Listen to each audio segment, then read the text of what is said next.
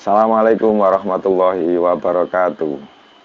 Jumpa kembali dengan Pak Didi dengan bidang studi kewirausahaan dengan kecakapan hidup di masa pandemi ini.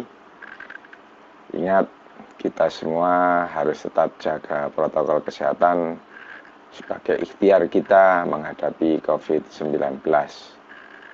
Kita digerakkan untuk menjadi duta-duta kesehatan di lingkungan rumah kita, di keluarga kita, di masyarakat kita. Untuk itu mari kita tetap senantiasa menjaga protokol kesehatan. Di pembelajaran yang sebelumnya kita telah bersama-sama belajar tentang bagaimana persiapan atau menyiapkan kolam untuk ternak lele di drum plastik. Kemarin kita sudah belajar, bahkan tempat untuk belinya Bapak beritahu di mana di daerah sini terdekat. Selanjutnya kita akan belajar setelah persiapan, dan kemarin ada pembuatan media airnya untuk persiapan selama 2 minggu. Anggap saja pertemuan ini adalah 2 minggu setelah kemarin. Setelah 2 minggu, apa yang harus kita lakukan adalah penebaran bibit lele. Nah, sebelum kita tebar, kita harus membeli dulu bibit lelenya.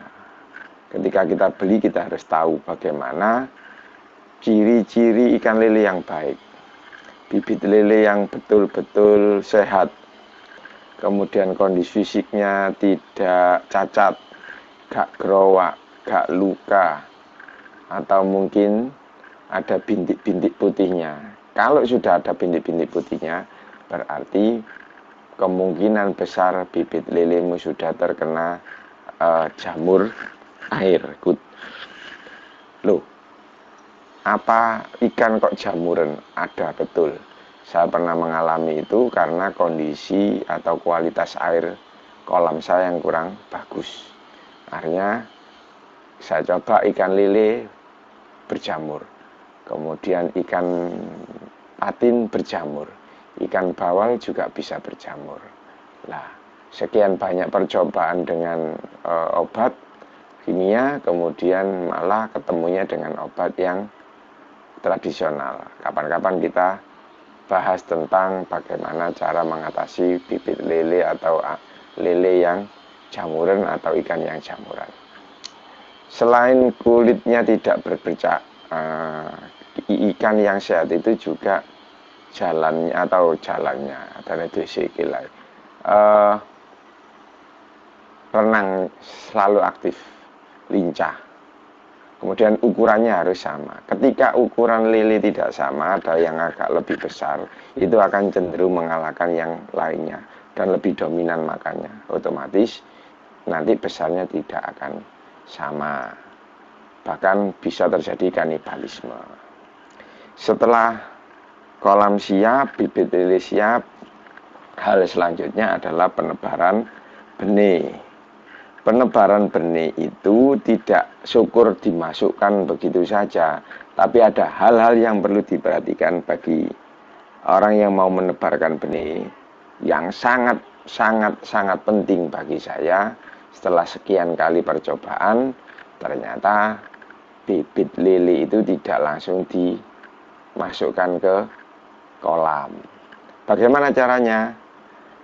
Lele yang kita bawa dari yang jualan tadi, itu kalau kita wadahi plastik, itu jangan dibuka dulu ikatannya, tapi masukkan semuanya ke dalam kolam sama-sama.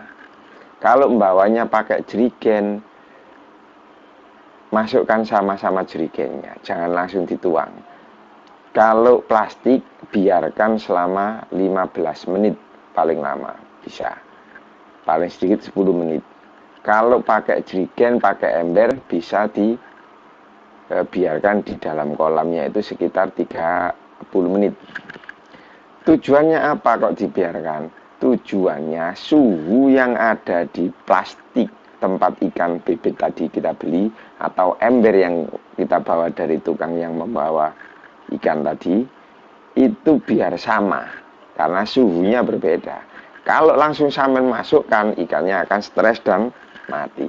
Disinilah letak kematian terbesar dari bibit lele ketika ditebar. Kalau kita tidak tahu langsung, ya otomatis bisa-bisa sampai hampir 80-70% matinya.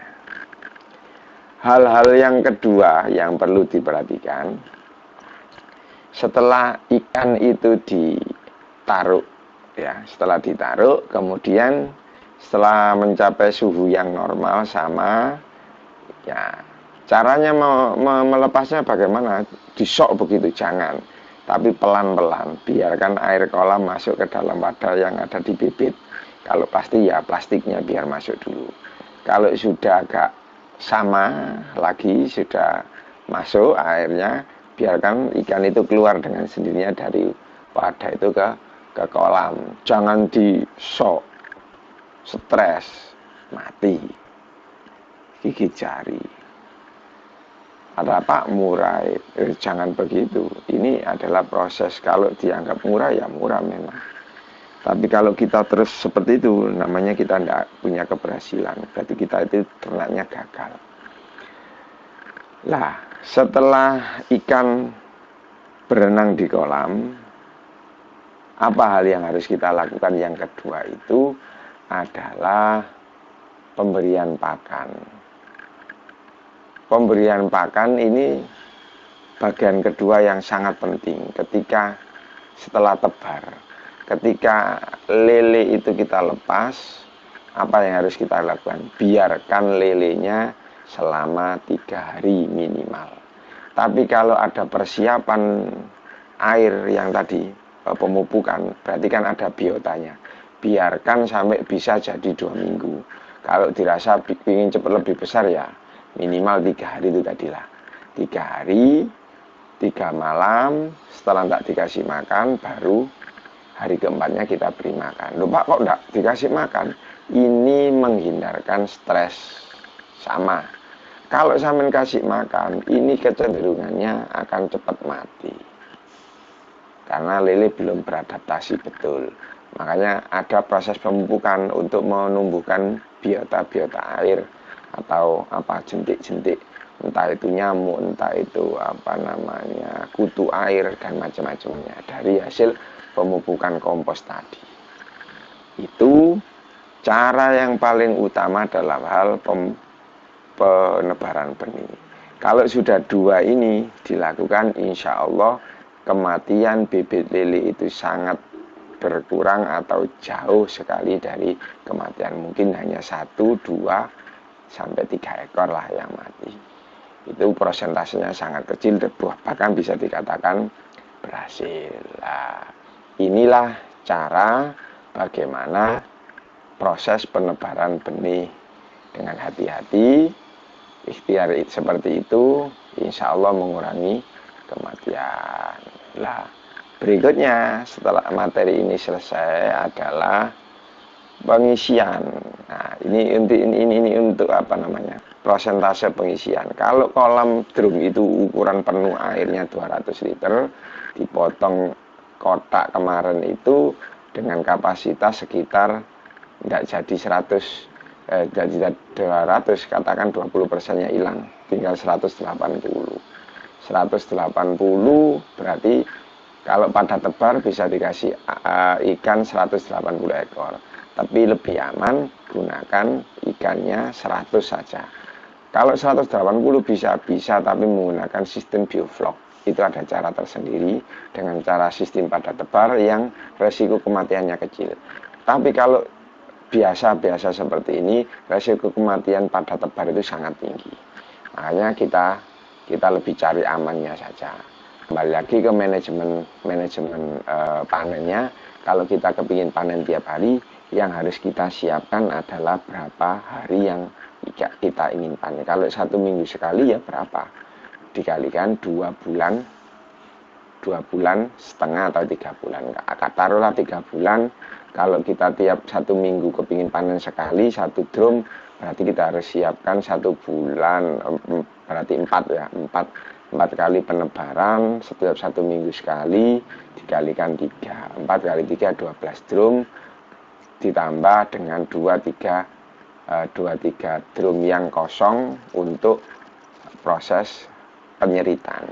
Penyeritan itu kita lakukan nanti setelah 2 minggu berlangsung. Berikutnya akan kita bahas berikutnya. Selanjutnya adalah penugasan seperti kemarin.